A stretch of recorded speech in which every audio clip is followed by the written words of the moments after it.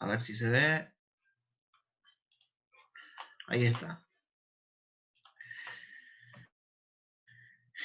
Bueno, ahí están la unidad 4, lo que corresponde, digamos, los distintos temas de trazados altimétricos. Tengan en cuenta que nosotros vamos a ver en la clase de hoy una parte. A ver, alguien me estaba hablando en el chat. Ok. Bueno, le decía, tengan en cuenta que vamos a arrancar, digamos, en la clase de hoy con trazado altimétrico y vamos a continuar con la semana que viene también viendo todo lo relativo a replanteo de curvas verticales. Acá pueden observarse los distintos subtemas que abarcan la unidad número 4, que tratan sobre el diseño geométrico vertical o el trazado altimétrico. Si tienen alguna duda, me van preguntando, ¿sí? Vamos a avanzar. Bueno, esta es una diapositiva que habíamos visto en las clases anteriores, que trata sobre la representación de un camino. Habíamos visto que hay tres planos principales o tres planos que nos van a servir para determinar la representación de un camino, o mejor dicho, la representación de esta línea verde que se ve en el espacio, esta línea o esta curva labiada, que vendría a representar los puntos de aplicación de la rasante, ¿sí? Los distintos puntos que componen la rasante. Y habíamos visto que la rasante, básicamente, ¿qué era, digamos? Era esta línea que me representaba la cota de este punto de esta sección transversal típica. Entonces nosotros si proyectamos sobre el plano XY, ¿sí? Ortogonalmente a esta curva alabiada, vamos a tener la planimetría, que es lo primero que estamos trabajando, y si proyectamos en el eje Z o en el eje de las cotas o de las alturas a la planimetría con las distintas progresivas, vamos a tener lo que vendría a ser la altimetría, ¿sí? Y ahora vamos a ver algunas de las pautas generales para poder desarrollar las distintas altimetrías o empezar a diseñar geométricamente una altimetría. Tengan en cuenta que la próxima clase, después de terminar con la segunda parte de diseño geométrico vertical, vamos a ver el diseño de la sección transversal. Y con eso vamos a tener bastante encerrado, bastante englobado los aspectos de diseño geométrico que comprenden a la traza de un camino. Bien, básicamente este es un mini resumen de los componentes o los elementos geométricos principales o más importantes de un trazado altimétrico. Básicamente son tres elementos básicos. Tenemos alineaciones rectas, tenemos a las curvas verticales, que después vamos a ver cómo las vamos a representar, y por último tenemos las pendientes. Tengan en cuenta que nosotros para el trazado planimétrico teníamos también tres elementos básicos de diseño, y los mismos, las alineaciones rectas, las curvas circulares o arcos de circunferencia y las curvas de transición. Y bien, acá en este cuadro pueden divisar o pueden observarse los distintos elementos geométricos básicos, ya sean las rectas, las pendientes y las curvas verticales, y cuáles son las características principales, ¿sí? Tengan en cuenta que cuál es la representación geométrica en la curva vertical. Ahora vamos a ver que va a ser una parábola cuadrática, ¿sí? Como el elemento geométrico que va a definir la curva circular vertical. Y bueno, de a poquito vamos a ir desarrollando cada uno de estos elementos básicos. Bueno, básicamente este es un pequeño resumen. Nosotros tenemos curvas verticales que las mismas pueden ser o convexas o cóncavas, ¿sí? Es decir, que unas pueden ser de cara feliz y otras pueden ser de cara triste, ¿sí? Entonces va a depender de hacia dónde apunta la concavidad de cada una de las curvas verticales. Las curvas verticales, como bien lo dice, pueden ser parábolas cuadráticas, parábolas cúbicas, parábolas circulares, parábolas elípticas, con transiciones y demás, pero las más usadas, ¿sí?, en el diseño geométrico vial de nuestro país, y de preferencia en otros países también, son las parábolas cuadráticas, ¿sí? Hay que tener en cuenta, ¿sí?, que hay distintas condiciones que hay que cumplir para poder calcular o poder determinar los elementos característicos de estas curvas circulares, y los mismos van a comprenderse a parámetros, ¿sí?, limitados por la seguridad en el tránsito, por la comodidad de los usuarios de los vehículos, por la apariencia estética de la rasante y también por un drenaje superficial adecuado. Así que, bien, vamos a continuar. Curvas verticales, elementos característicos de una curva vertical, ¿sí? Básicamente, ¿qué tenemos acá? Tenemos dos alineaciones, ¿sí? En este caso son verticales, una alineación o una recta tangente vertical A, una alineación o recta tangente vertical B.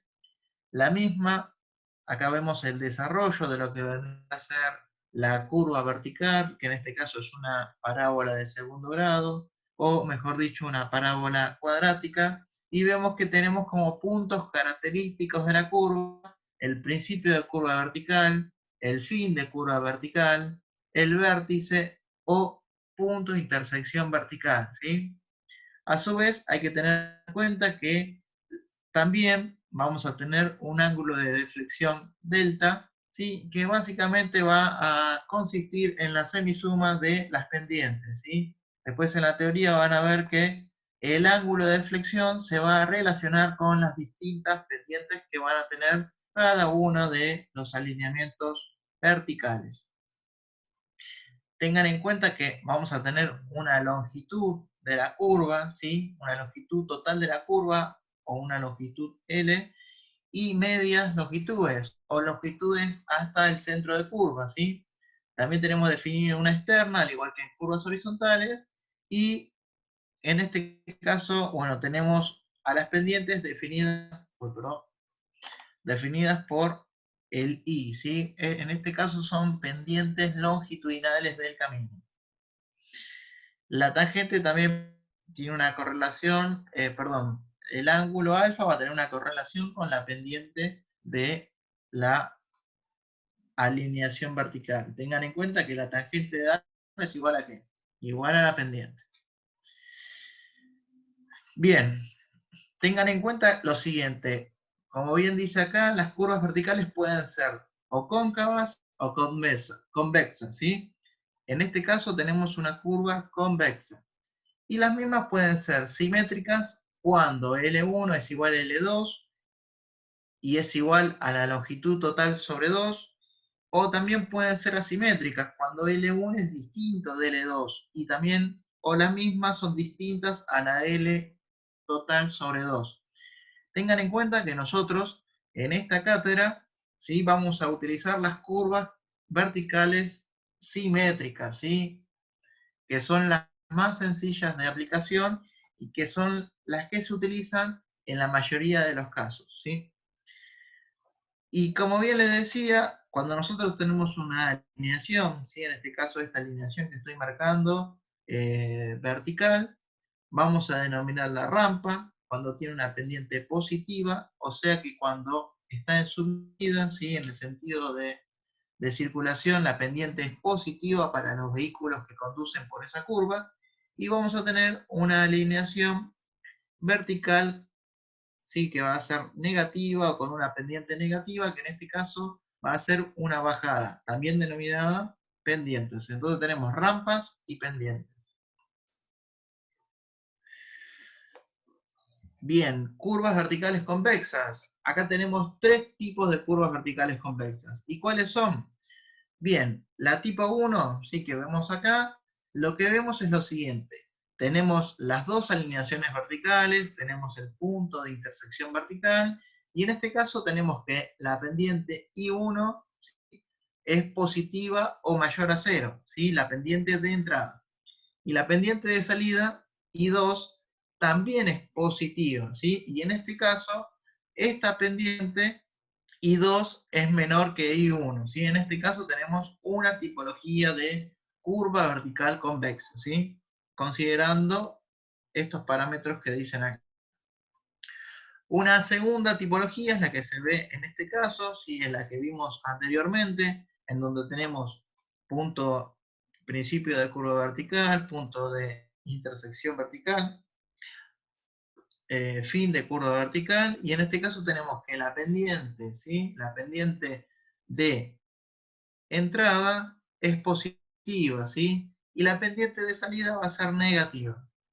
En el tercer caso vamos a tener el ejemplo en donde las dos pendientes, tanto la de entrada como la de salida, son negativas.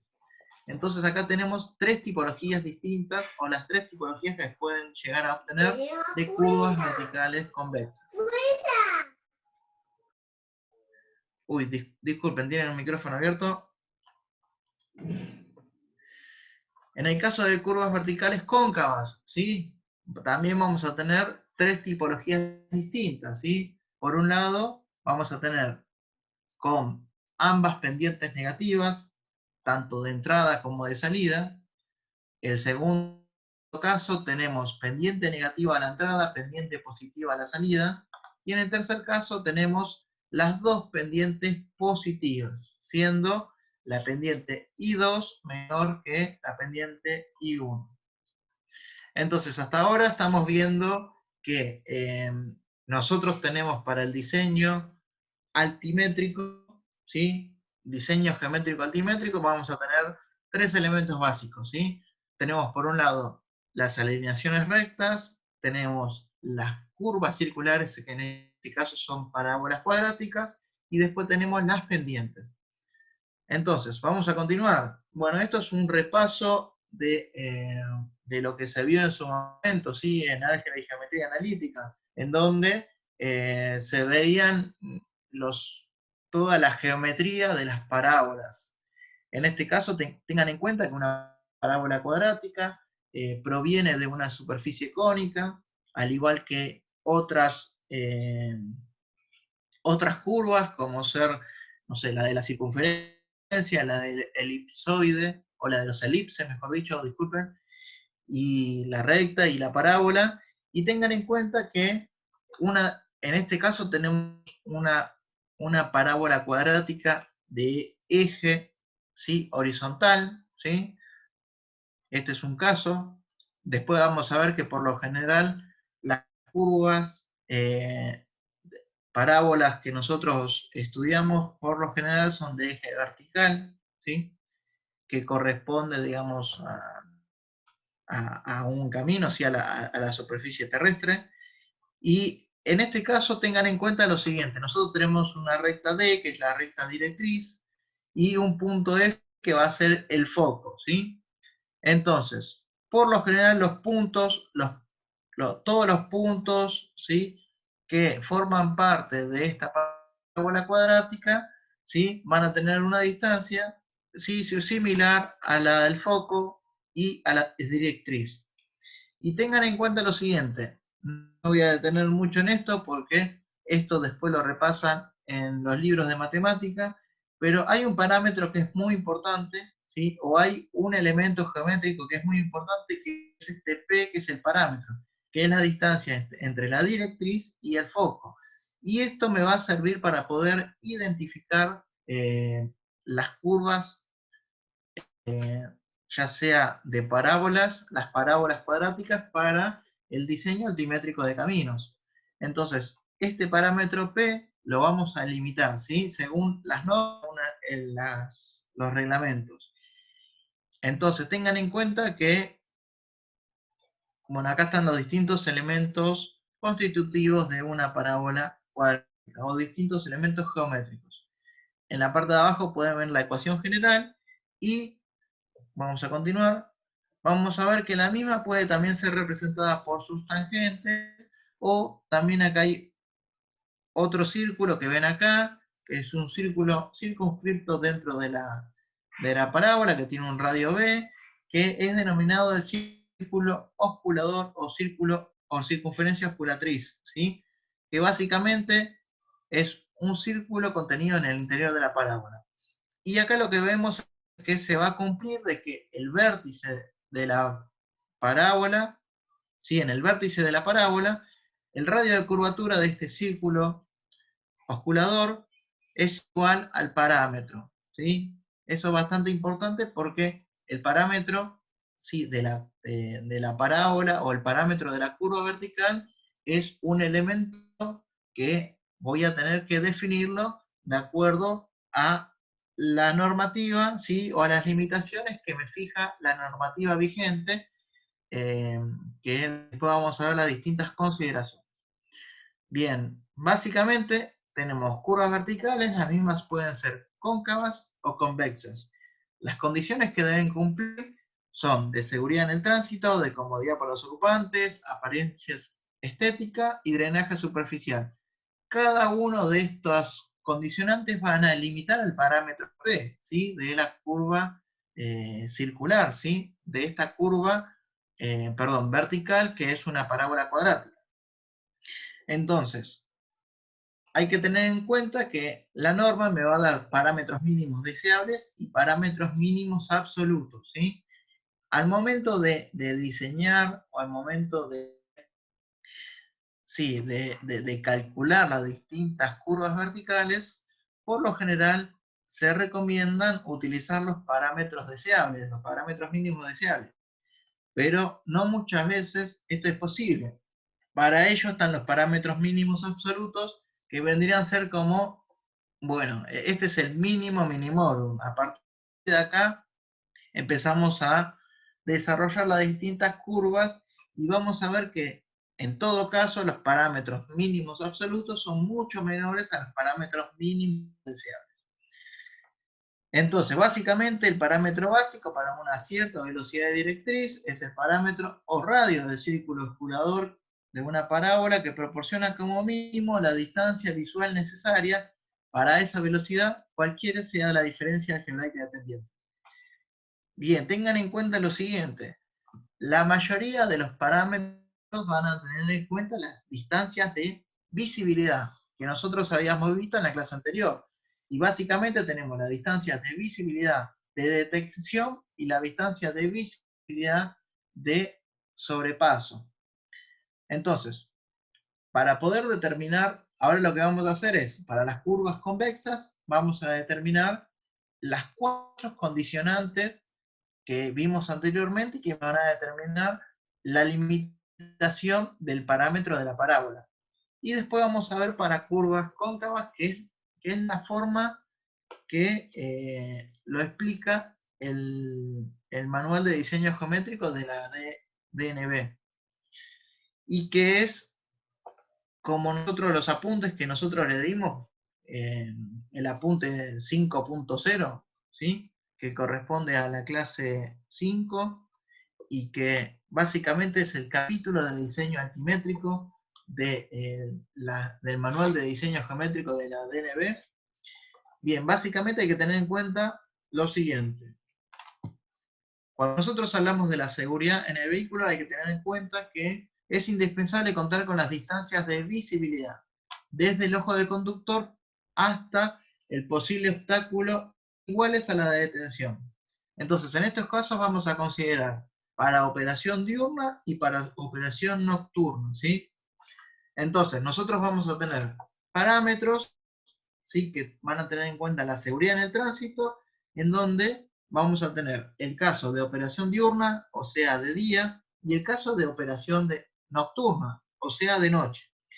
Y esto hay que tenerlo en cuenta porque para determinar la distancia de detención, obviamente, el campo visual es mucho mayor de día que de noche. Y de noche, básicamente, el campo visual va a depender de la luminosidad, ¿sí? La iluminación que va a estar dado de los faros del automóvil o del vehículo.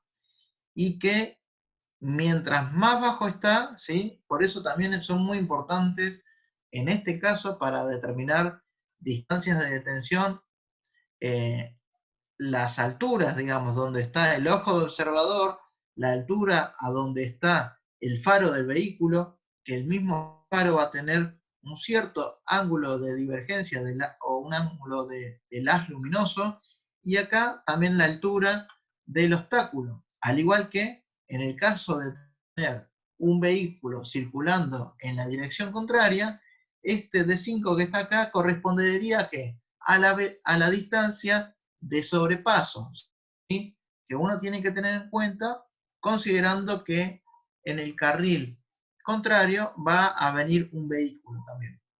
Entonces, para que tengan en cuenta lo siguiente, ahora vamos a ver que las distintas fórmulas de los parámetros van a corresponderse a, como bien dijimos, la altura del observador, la altura de la ubicación de los faros del vehículo, la altura de la obstrucción, ¿sí? Un elemento que obstruye, en donde el ocupante, el conductor se da cuenta de que hay un obstáculo y reacciona y frena, ¿sí? Recuerdan que la distancia de frenado correspondía a dos distancias. Una distancia que tenía que ver con la reacción, ¿sí? Uno visualiza un obstáculo y reacciona, y la otra básicamente era la distancia de frenado. Entonces, para operación diurna, como bien dice acá, la distancia de detención elegida corresponde a la velocidad directriz. Para la operación nocturna, la distancia de detención elegida va a corresponder a un porcentaje de la velocidad directriz, que en este caso es del 90%. En cambio, un parámetro deseable para operación nocturna va a ser considerando el 100% de la velocidad directriz. Tengan en cuenta que si ustedes leyeron el apunte, en el apunte está bien detallado todo lo relativo a las fórmulas y cuáles son las distintas distancias, e inclusive habla de que, bueno, en su momento cuando se elaboraron las normas, los vehículos había una tendencia a que sean más bajos y demás consideraciones que es bastante interesante si ustedes leen el apunte para ampliar las cosas que les estoy diciendo. Entonces, básicamente tenemos el parámetro mínimo absoluto para la operación diurna, el parámetro mínimo absoluto para la operación nocturna y el parámetro deseable. Tenemos las distintas distancias de detención y las distintas alturas, ¿sí? Alturas ya sea del ojo del conductor, del objeto, de los faros, del vehículo y demás elementos. Teniendo en cuenta que en este caso lo que hice fue copiar y pegar las fórmulas que establece el Manual de Diseño Geométrico de Vialidad Nacional, de la DNV, para que básicamente tengan en cuenta lo siguiente. En este caso, ¿sí? Los parámetros mínimos para la operación diurna va a corresponder a D1, que es D1, es la distancia de detención para una velocidad directriz. Y D' es igual a ¿qué? A la distancia de detención para una velocidad directriz del 90%.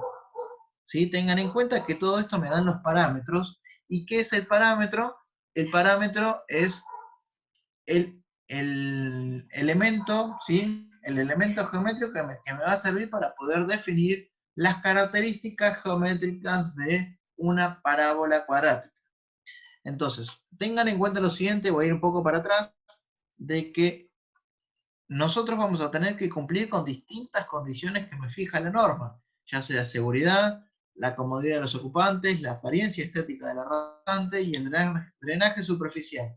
Y de todos estos condicionantes vamos a tener parámetros, ¿sí? Y nosotros lo que tenemos que adoptar es el parámetro mínimo de todos, ¿sí? De todos los parámetros que nosotros vamos a calcular, tenemos que adoptar uno que me satisfaga todas estas condiciones. Bien, entonces volvemos acá, y acá están las fórmulas que fijan la norma, en donde ustedes pueden determinar cada uno de estos elementos que fija acá, reemplazarlos por las fórmulas y obtener los valores de los parámetros, o también ustedes pueden ir a las distintas tablas que están en el anexo de las normas de diseño geométrico del manual de vialidad, ¿sí?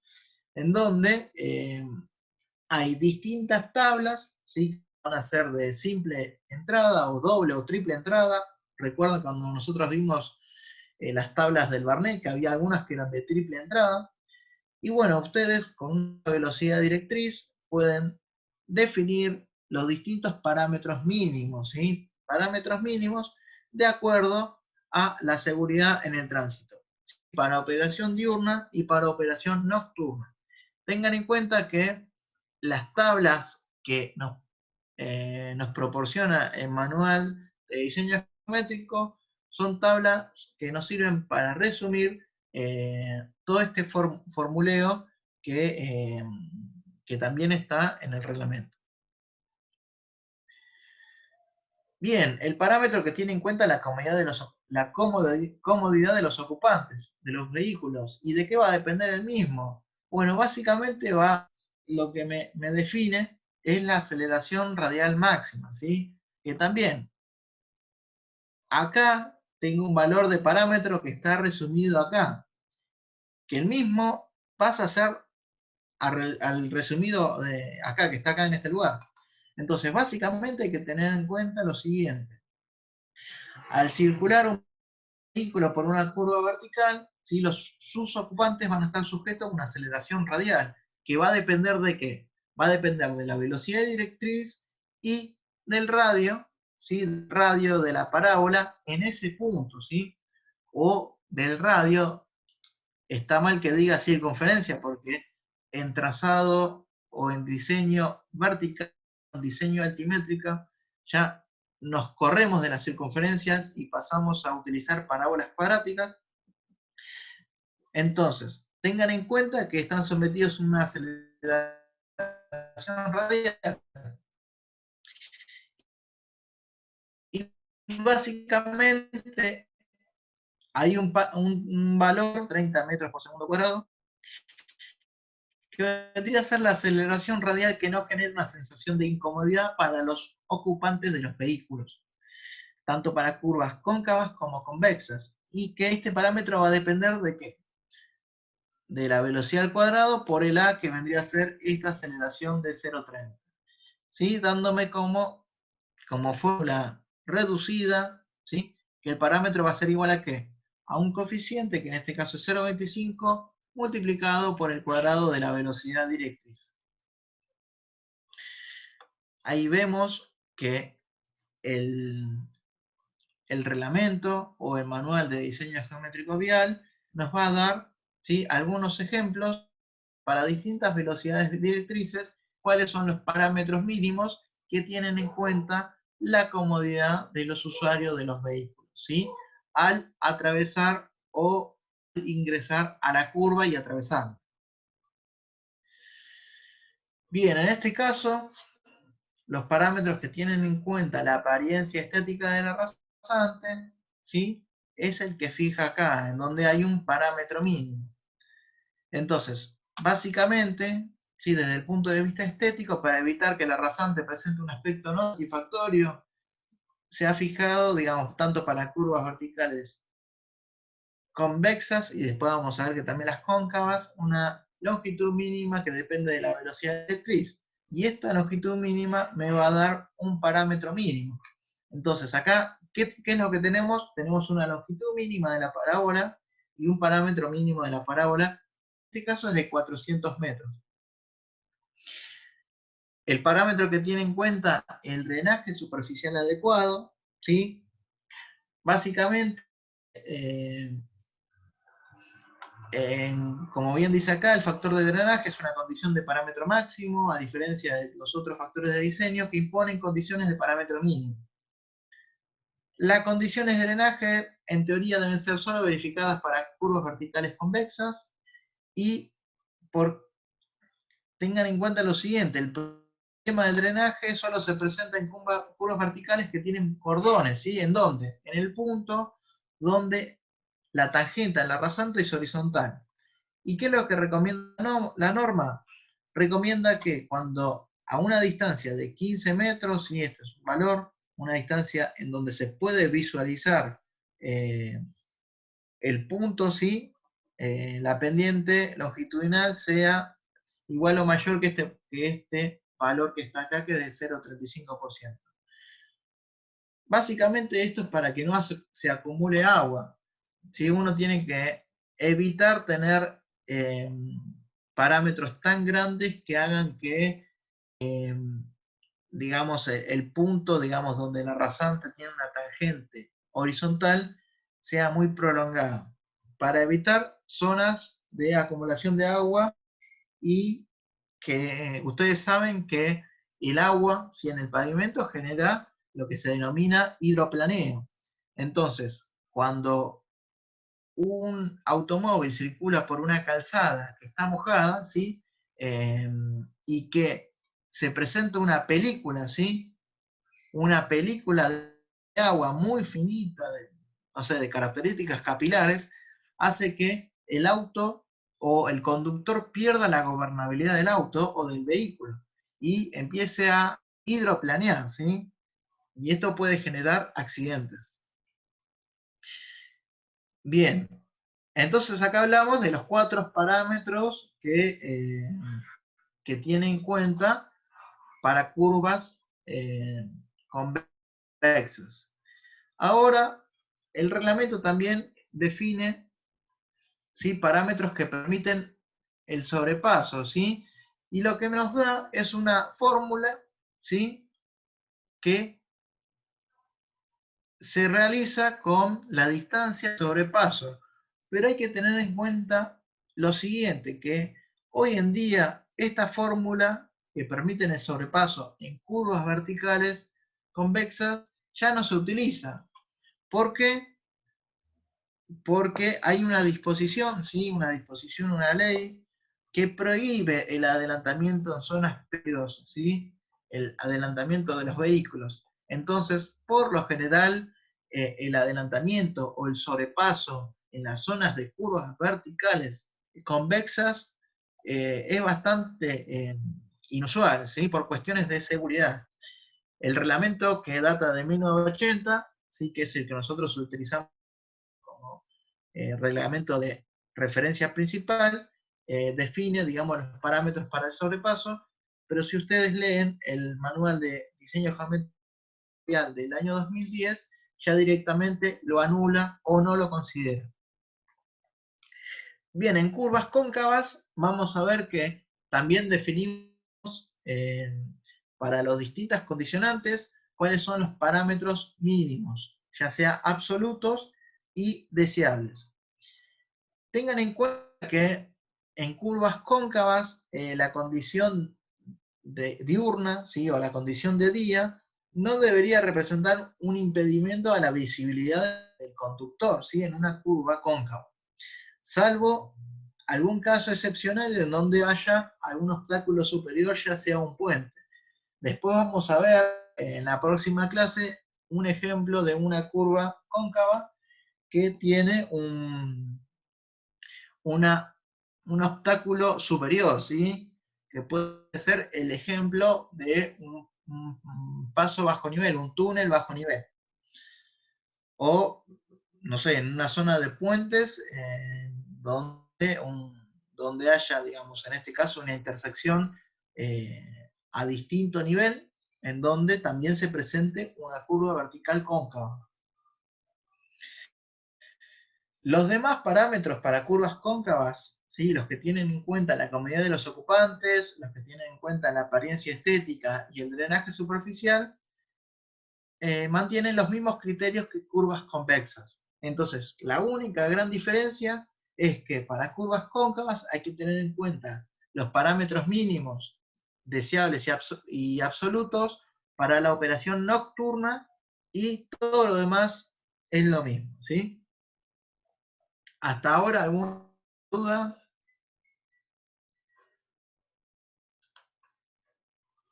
No, profe.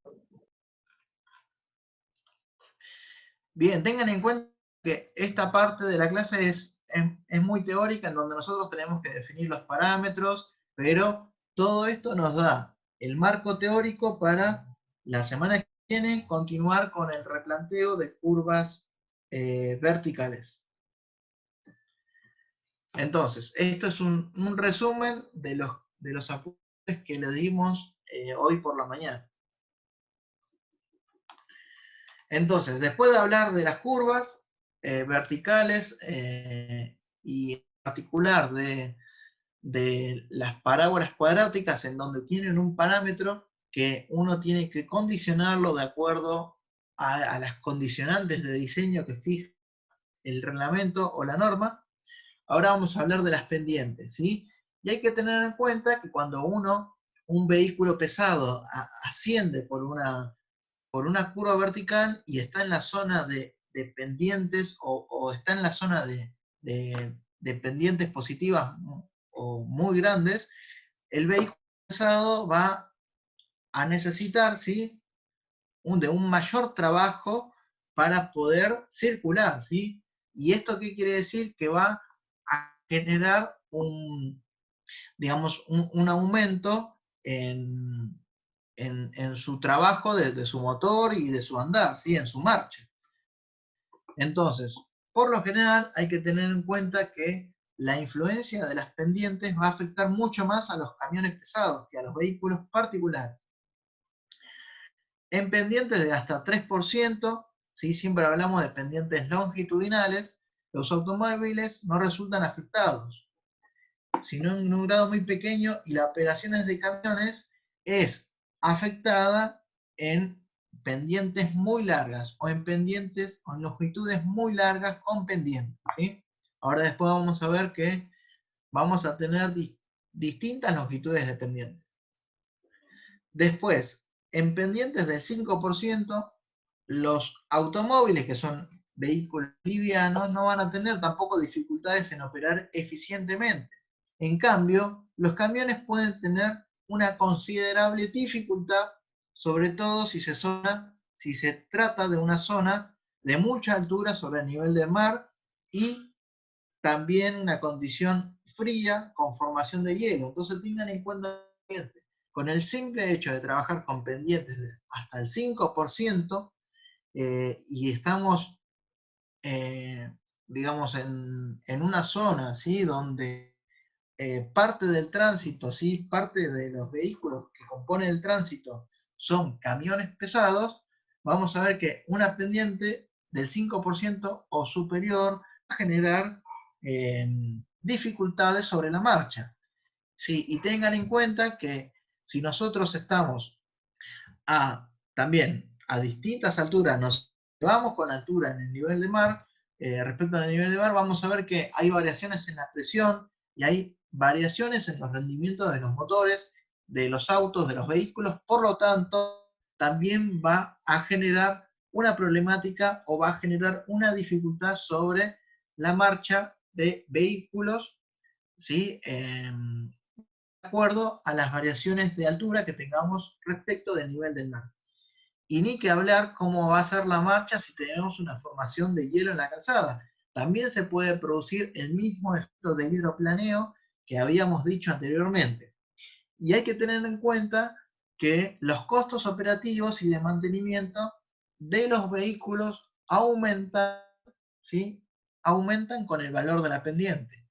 Y es más, existen numerosos estudios, ¿sí?, estudios técnico-económicos, en donde evalúan, ¿sí?, un camino que tiene esas pendientes y evalúan cuáles son los distintos costos operativos y cuáles son, por ejemplo, las reducciones en los costos si reducimos las pendientes de los caminos. Y esto va a traer de que el andar, ¿sí?, la circulación de los vehículos por esos emplazamientos, por esos caminos, van a tener un costo diferenciado de operación de acuerdo a las pendientes que tenga el mismo. Entonces acá hay que destacar lo siguiente, ¿sí? Por un lado tenemos los valores de pendiente que van a afectar, ¿sí?, cuando hablamos de vehículos pesados, y por otro lado después vamos a hablar de la longitud de esas pendientes o la longitud de esos tramos con pendiente excesiva que también van a afectar a los vehículos pesados. También hablamos de la altura sobre el nivel del mar, que va a afectar los rendimientos de los motores, y, bueno, la formación o las condiciones climáticas desfavorables cuando se forma hielo en la calzada. Bien. Bien, pendientes máximas. Las pendientes máximas que puede subir a velocidad uniforme un camión con remolque, sí está relacionada por esta fórmula que está acá. Tengan en cuenta que ahora nos ponemos a trabajar o nos ponemos a desarrollar las distintas fórmulas ya con vehículos que son de gran porte, ¿sí? Que es lo que nos interesan cuando estamos trabajando en caminos con pendientes muy fuertes. En este caso tengan en cuenta que por un lado tenemos la resistencia a la tracción, ¿sí? Del camión, ¿sí? Que esto es un coeficiente de resistencia al rodamiento. Tenemos el peso del camión que va a estar afectado por este coeficiente de rozamiento, y del otro lado vamos a tener el peso del camión y el peso del remolque. ¿Me corrijo? Acá tengo el peso adherente, ¿sí? Que es el peso en las gomas, y por otro lado voy a tener el peso del camión y el peso del remolque, que va a estar afectado por estas dos variables.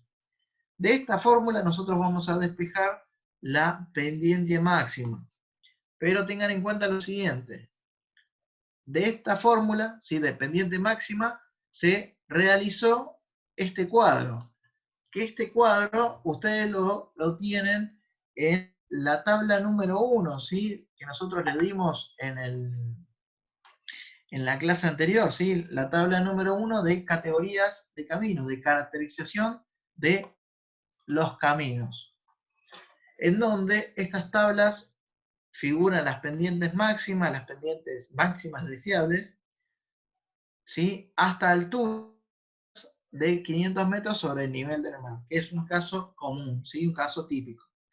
Y se ha fijado en función de la categoría del camino y la topografía de la zona que atraviesa, ¿sí? Tengan en cuenta esto, ¿sí? De que nosotros tenemos pendientes máximas, ¿sí?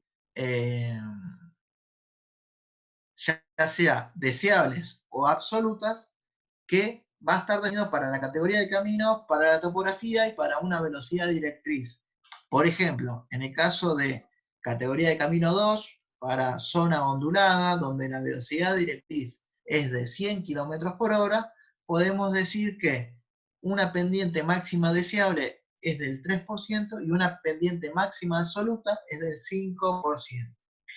Acá en el recuadro pueden observar de que hay que tener una pendiente mínima, ¿sí? Y la pendiente mínima es aquella que me asegura un desagüe superficial, ¿sí? De las aguas pluviales, para evitar la acumulación de agua, ¿sí? En algunos lugares generar el efecto de encharcamiento del pavimento que puede generar el hidroplaneo de los vehículos. Hasta ahora vimos unas pendientes máximas que son las pendientes que habíamos visto en la tabla número 1 de características de los caminos, ¿sí? Anteriormente. Ahora vemos la pendiente de equilibrio. ¿Y qué es la pendiente de equilibrio? Es aquella pendiente por la cual un vehículo que baja a una velocidad uniforme no utiliza la fuerza de tracción del motor, ¿sí? Tengan en cuenta lo siguiente, no sé si alguna vez les pasó cuando ustedes condujeron en alguna en algún camino, digamos, de bajada hacia una bajante, en donde básicamente no necesitaban, eh, digamos, utilizar la fuerza de tracción del motor, o no necesitaban apretar el acelerador para poder circular a una determinada velocidad, ¿sí? Y que simplemente el efecto, digamos, del peso del vehículo hacía que el mismo conduciera sobre esa bajante. Entonces, esa vendría a ser una pendiente de equilibrio, ¿sí? Y si nosotros hacemos, ¿sí? Que dicha velocidad uniforme sea igual a la velocidad de directriz, vamos a tener una pendiente de equilibrio para una velocidad directriz. En este caso tenemos dos fórmulas que son reemplazadas por estos valores que fijan acá a la derecha, y estas fórmulas están dadas para automóviles y para camiones, ¿sí? Entonces, acá vemos que en bajadas, ¿sí?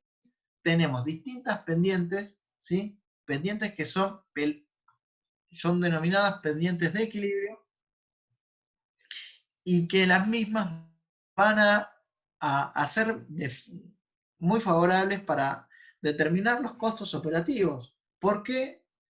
Porque con estas pendientes máximas, tengan en cuenta que los camiones no tienen que utilizar, por ejemplo, ni el freno ni el acelerador para mantenerse estable en el camino. En cambio, ahora vamos a ver lo que vendrían a ser las pendientes nocivas, ¿sí? Un segundo.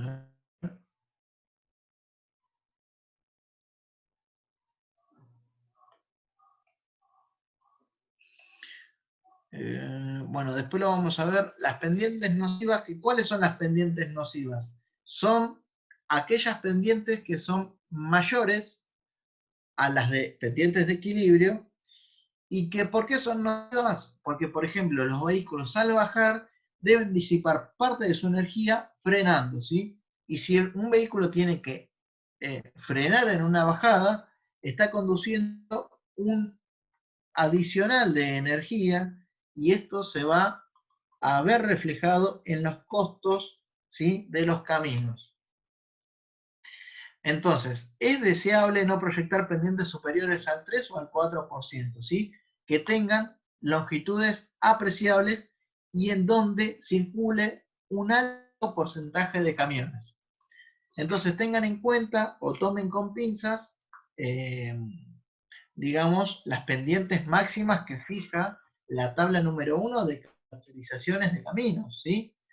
Porque muchas veces, si tenemos una circulación notable o un flujo de camiones, un volumen de camiones muy, muy notable, vamos a tener que recalcular las pendientes colocando pendientes máximas menores, ¿sí? Entonces tengan en cuenta esto, hay distintas pendientes que van a estar relacionadas por la marcha de vehículos pesados, que van a hacer que mismos generen mayores gastos, tengan un mayor costo operativo, que necesiten mayor energía para poder circular por esa vía de comunicación o camino. Bien, ahora definimos longitud crítica, ¿sí? Como a la máxima deseable de un camino que origina una reducción en la velocidad media de marcha de los vehículos pesados de aproximadamente 25 km por hora. Esta es una convención, ¿sí? Y básicamente lo que me dice es, bueno, si un camión pesado toma una alineación, digamos, vertical, con pendiente negativa, así en una bajada, y al mismo debe apretar los frenos de tal manera de más o menos bajar a 25 km por hora su velocidad media de marcha, bueno, la misma es considerada como longitud crítica. Y acá podemos ver lo siguiente, ver cómo estas dos gráficas son las mismas, ¿sí? Nada más que les estoy representando distinta información. Por un lado, si nosotros fijamos en la que vemos en la parte superior, si nosotros fijamos una velocidad en la pendiente, por ejemplo, de 40 km por hora, y analizamos qué es lo que pasa para distintos valores de pendiente, en este caso, las líneas de lleno son las pendientes, unas son pendientes positivas y las otras son pendientes negativas, ¿sí? Pero tengan en cuenta que unas son pendientes donde el vehículo va a desacelerar, o sea que va a frenar, y las otras son pendientes donde el vehículo va a acelerar para mantener la marcha. Entonces, en este caso, a una velocidad constante, ¿sí? Para distintas pendientes, vemos que se requieren de distintas longitudes. Uy. Sí, esto es bastante interesante verlo, digamos, cuál es la longitud que me va a determinar la longitud crítica. Este gráfico que está acá está reflejado en esta pequeña tablita que está acá abajo, en donde vemos para distintas pendientes, ¿sí?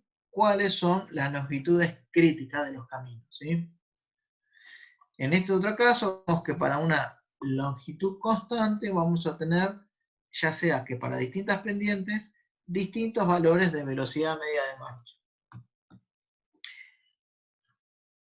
¿Para qué determinamos todo esto? Bueno, en la clase que viene vamos a ver que muchas veces lo que conviene, ¿sí?, en las subidas, para que si nosotros tenemos un flujo importante de camiones, lo que se hace o lo que se suele construir es un tercer carril o una tercera trocha adicional para camiones pesados. Entonces, lo que se hace es cuando se toma una curva vertical, ¿sí?, en subida de una determinada característica, y vemos que el circular de camiones pesados por esa curva vertical va a generar congestión en el tránsito, lo que se propone, ¿sí?, es generar o construir una tercera trocha adicional en subida para los camiones. Entonces todo esto me va a determinar todo esto que estamos viendo acá, me sirve para poder determinar, bueno, qué longitud estamos hablando que va a ser esa tercera trocha adicional para los camiones. Y en una primera instancia podemos decir, y bueno, acá tenemos en cuenta la longitud crítica, que tiene una determinada magnitud. Bueno, acá podemos decir a priori que vamos a necesitar, por ejemplo, una tercera trocha adicional de una determinada longitud dada para cada una de las pendientes, y de esta manera evitar la congestión en los tramos de subida de curvas verticales. Acá vemos otro ejemplo, ¿sí? Este también está extraído del manual de diseño geométrico vial, en donde vemos hay una curva que es la que está más en negrita, que me figura para un delta B de 25 km por hora, que es lo que me definía a la longitud crítica, ¿sí? Aquella que me tiene una reducción de 25 km por hora. Pero hay que tener en cuenta que de acuerdo a las distintas tipologías de vehículos, ¿sí?, esas variaciones de la velocidad pueden ser distintas en un menor o un mayor grado. Por lo tanto, acá se puede observar que se pueden obtener distintas longitudes críticas de caminos para distintos diferenciales de velocidad o distintas disminuciones o aumento de velocidades en tramos en subida, ¿sí?, o de pendiente positiva. Longitudes máximas. Si bien es deseable no excederse de las longitudes de pendientes críticas, muchas veces no es posible hacerlo, especialmente en los caminos de montaña. ¿Por qué? Porque muchas veces la longitud pasa a ser muy grande, entonces uno tiene que plantear, digamos, una longitud menor, ¿sí?, o mayor. Entonces, en este caso, acá tenemos un ábaco, ¿sí?, un ábaco de triple entrada, que en el manual de diseño geométrico vial van a ver cómo lo confecciona o cuáles son las fórmulas y las funciones gobernantes para poder definir cada una de estas curvas.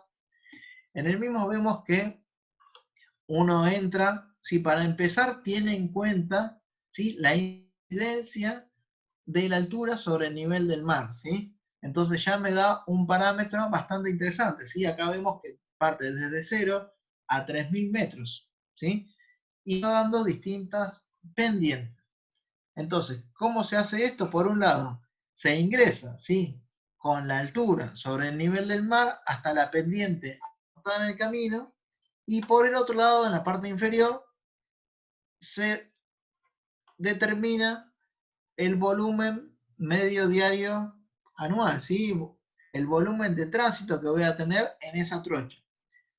También va a estar dada para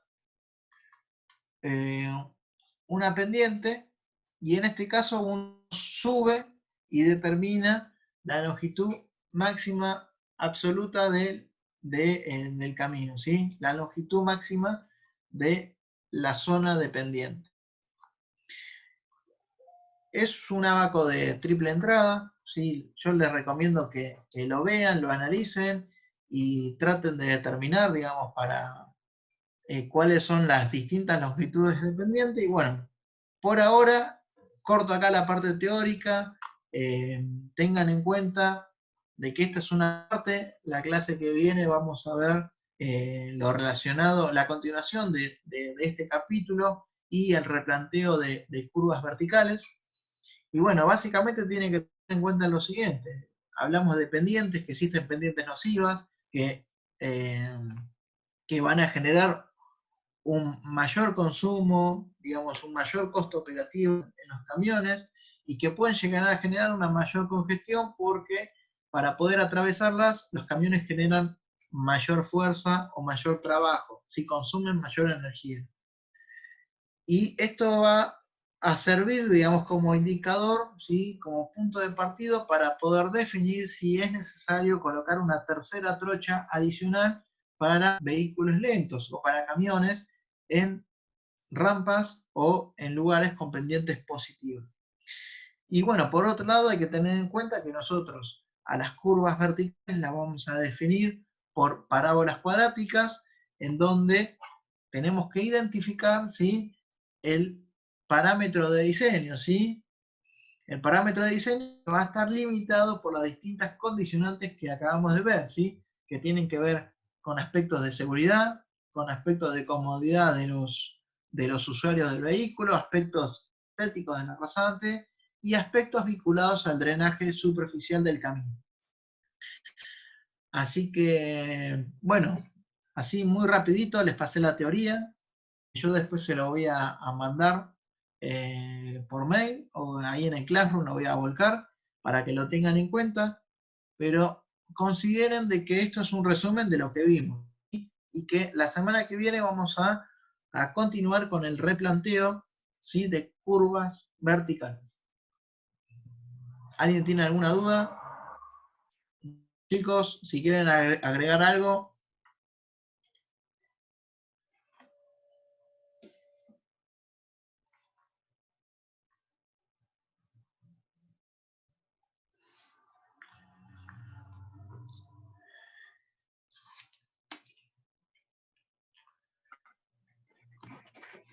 No, simplemente decirles que la semana que viene vamos a lanzar el práctico 3 de curvas verticales, que no es ni más ni menos que calcular las curvas verticales del trazado geométrico. Le decía a los alumnos que estuvieron temprano que el práctico 2 y el 3 están correlacionados porque el cálculo de unas curvas o los parámetros que definamos para algunas curvas inciden en el otro tipo de curvas. Así que bueno, eso es lo que vamos a ver la semana que viene.